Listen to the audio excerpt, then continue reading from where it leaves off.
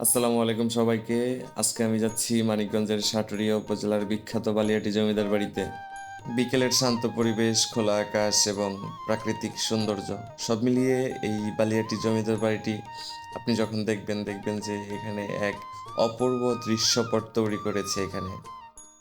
এই জমিদার বাড়িটির সামনের অংশটি অত্যন্ত চমৎকার ও দৃষ্টিনন্দন। আপনি যখন দেখবেন এখানে আসলে যে পুরনো হলেও যে এর স্থাপত্যশৈলী এখনো শক্তভাবে দাঁড়িয়ে আছে।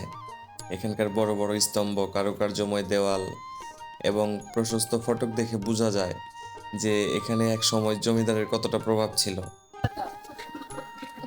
বন্ধ হয়ে গেছে নাকি? হুম? কয়টা পর্যন্ত? ছয়টা।